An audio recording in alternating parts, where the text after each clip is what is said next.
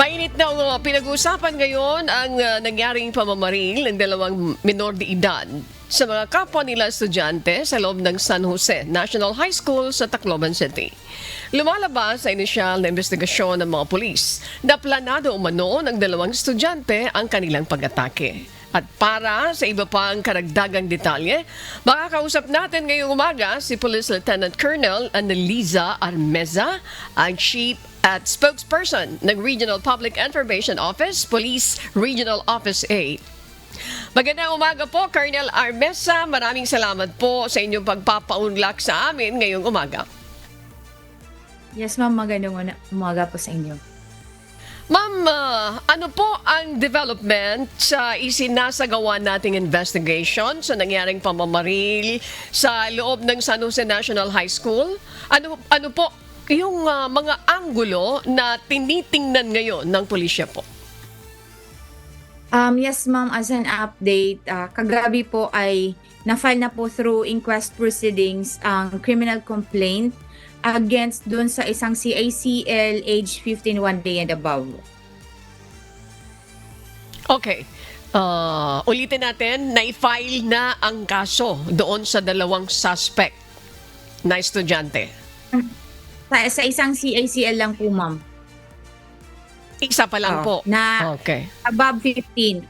Yun lang po talaga yung fa-file ng case. Kasi under the law, di ba, RA 9444, CICL age 15 years old and below are exempted from criminal liability. Okay, However, klaro po doon. mag-undergo po siya ng intervention program.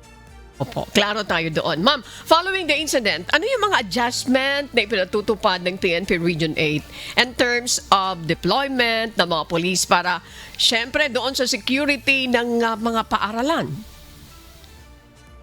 Yes, ma'am, agad po tayo nagpatupad with the instruction of our Chief PNP mismo and our Regional Director ng mas pinalakas na police presence sa mga paaralan.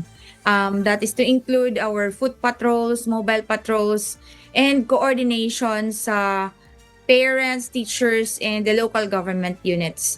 Pinaigting din po natin ang intelligence monitoring at rapid response measures upang matiyak ang seguridad sa mga learning institutions. Matanong ko din po kayo, update po, Police Colonel Mesa, sa policewoman na sinasabing may-ari ng isa sa mga baril na ginamit ng estudyante sa shooting incident po.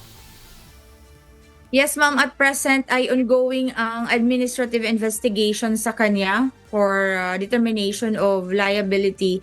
And yun nga po na she is placed under restrictive custody and she was terminated from her designation.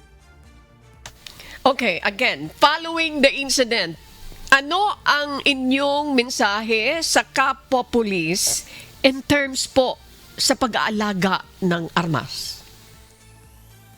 Yes, ma'am. Mahalaga po talaga as members of the Philippine National Police yung mahigpit na pangangalaga at responsabling pag-iingat ng mga issued firearms.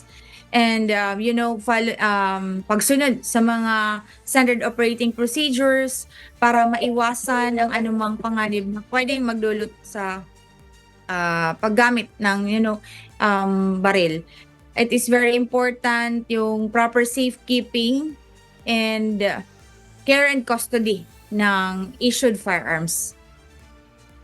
Update din po, Colonel Amesa, doon sa isa pang baril na nakuha naman na doon sa mga naunang report pag-aari o nakarehistro sa isang security agency.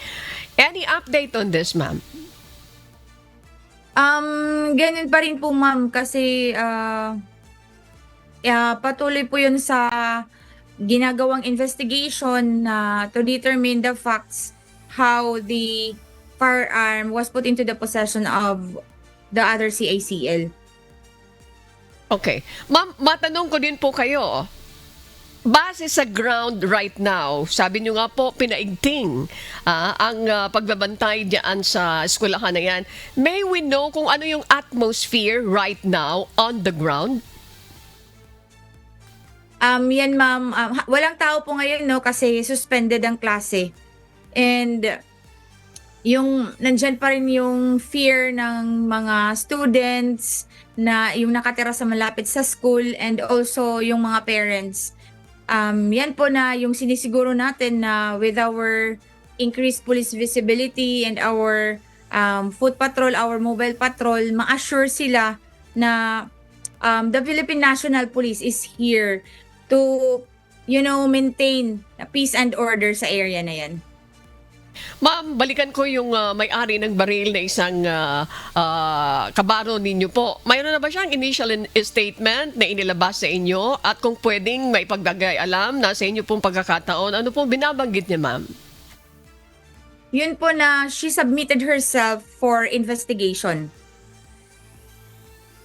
Okay. Kung paano nakuha yung baril at 4 na pong mga empty shells ang na-recover, napakadami nito. May initial din po kayong information na nakuha from her? Wala po ma'am, and we will just see the result of the admin investigation. Ma'am, at this point, ano yung mensahe nyo sa mga magulang, sa mga estudyante na pwede nyo ipagbigay alam para at least kahit paano maibsan natin yung kanilang tensyon, yung kanilang panic at anumang trauma na nararanasan nila ngayon? Yes ma'am, patuloy po na magsiservisyo ang Philippine National Police para masiguro ang safety and security ng ating mga ng mga tao, and hinihikayat po namin ang mga magulang na gabayan talaga yung kanilang mga anak and maging alerto sa anumang pagbabago sa pag-uugali ng mga bata. For the students naman, this is our message na immediately pag may mga suspicious activities or anumang banta o kahinahinalang sitwasyon, to report to the Philippine National Police for appropriate response. Okay, ma'am, ulitin natin para sa kapakanan ng ating mga kababayan, mag-report sa police. Mayroon ba tayong pwedeng banggitin na numbers na pwedeng ipagbigay alam sa ating mga kababayan in case na mayroon silang mga pwedeng i-report sa inyo, ma'am? Yes, ma'am. For the hotline of Police Regional Office 8, meron po. So, we have 0962-861-6907. Ulitin natin, 0962, ma'am, 861-6907. And meron pong mga hotline numbers ang every police station. So, kung saan sila malapit, doon sila pwedeng mag-report para mas mabilis yung responde. And also, they can reach us through our official FB page and yung Unified Call 911. Okay. Maraming salamat po, Police Lieutenant Colonel Annalisa Armesa, ang Chief and Spokesperson ng Regional Public Information Office, Police Regional Office 8. Magandang umaga po. Thank you, ma'am, and good morning po.